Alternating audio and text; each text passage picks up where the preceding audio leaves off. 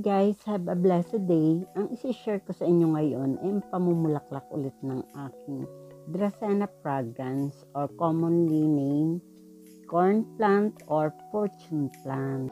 I think ilang taon ko na rin itong isi-share basta siya namulaklak. Ngayon, isi-share ko lang sa inyo na namulaklak ulit siya at itong pamumulaklak niya ay nagbibigay ng isang maganda daw na swerte sa buhay ng mga taong may tanim pag sila ay namulaklak. Night time ko sila kinuhanan. Itong kuha kong ito na nakalight yung aking camera. Tapos iyan siya paggabi. Tapos ang bango-bango niya. Sa gabi lang siya bumubuka ng gayan at sa gabi rin siya umaamoy ng sobrang bango.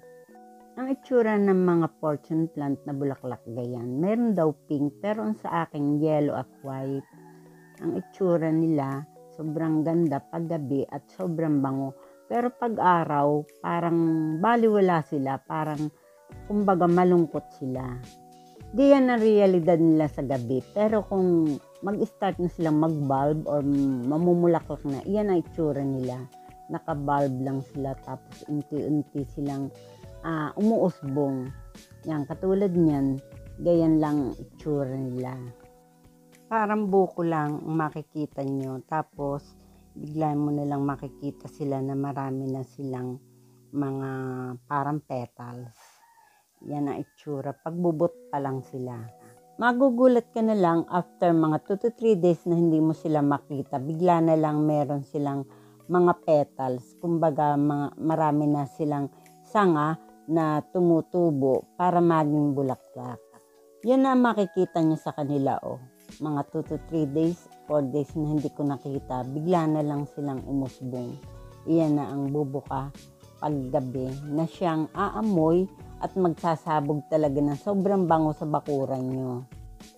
4 or 5 years na namumulaklak itong aking Dracaena or fortune plant.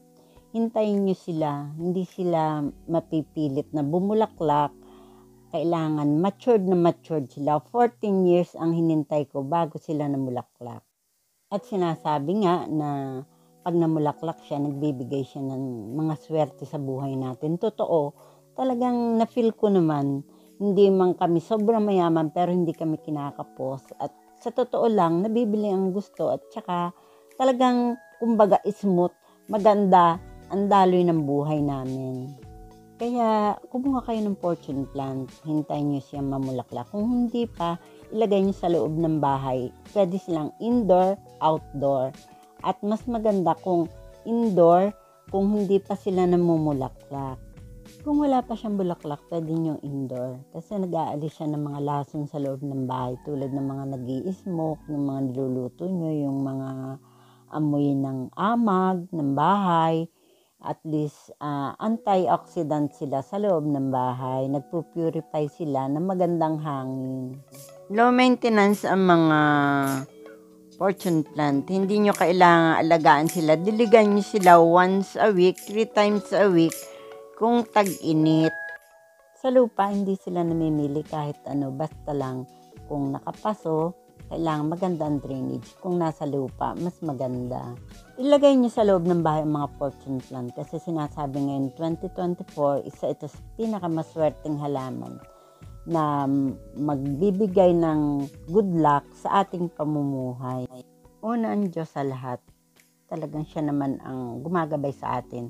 Kumbaga ang mga halaman, parang mga condiments lang ng ating pagkain. Sa buhay natin, parang siya lang ang nagpapabango o mga halaman. This year, 2024, yan lang masishare ko about Dracaena fragrance or corn plant, fortune plant. Since namulaklak siya, sinasabi nga na maswerte at yun nga sabi ko, naramdaman naman namin. Kung wala pa kayo ng halamang ito, pwede na kayong kahit bumili, hindi naman siya masyadong mahal or baka pwede namang hingi. Okay guys, yan lang masishare ko sa aking maswerteng halaman na fortune plant.